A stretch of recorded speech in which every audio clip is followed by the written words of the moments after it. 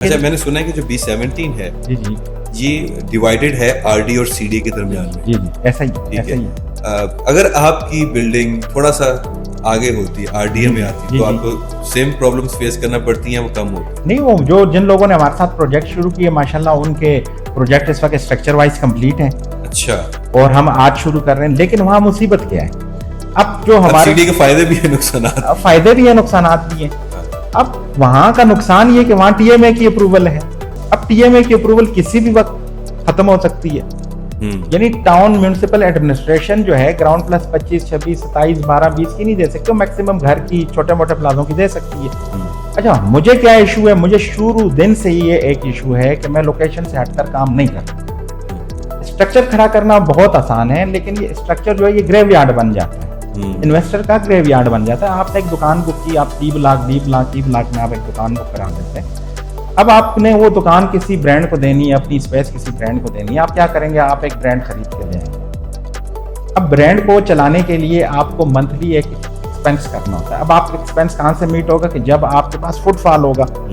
अब मैं जिस जगह पे आइडियाज 1 की बात आपसे कर रहा हूँ, मैं हूँ मैन GT रोड के ऊपर बैठा हूँ, ठीक है जी। मेरे सामने से डेली कम से कम 8 से 9 लाख गाड़ी डेली इस GT रोड N5 के ऊपर गुजरती है, जिसमें से 50% जो है प्राइवेट व्हीकल्स हैं, 50% कमर्शियल व्हीकल्स। और इस GT रोड N5 की इतनी बड़ी बरकत है कि ये पेशावर वो लंडी कोतल से ले और कराची तक जाती है। मैंने आज तक इस पे कोई प्लाजा, कोई टायर पंचर की दुकान, कोई ढाबा, कोई भी ऐसा कारोबार मैंने आज तक इस GT रोड N5 पर मैंने फ्लॉप नहीं देखा।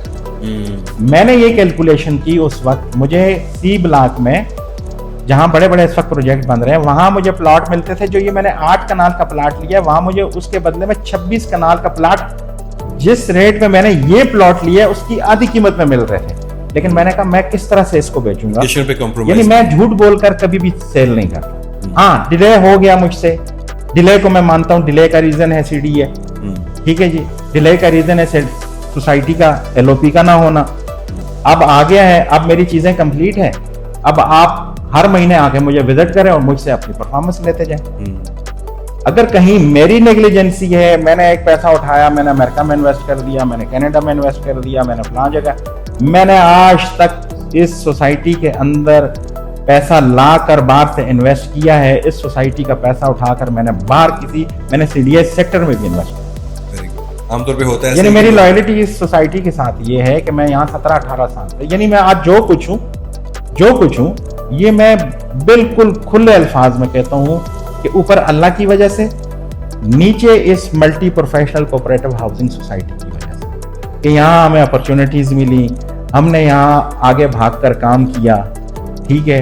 और आज अल्हम्दुलिल्लाह हम यहाँ अरबों रुपए के मेरे अपने ये जाती प्रोजेक्ट्स इस वक्त चल रहे हैं, ठीक है जी। अच्छा, दूसरी बात मैं ये बताऊं कि जब आपसे कोई बंदा ये शिकायत करे कि यार हम लेट हो गए, लेट होना एक अलग फैक्टर है, लेकिन मैंने जो चीज आपको दी है, मैंने एक चीज आपको दी थी 5,000 रुपए स्क्वायर फुट, आज वो चीज है 15,000 रुपए स्क्वायर फुट।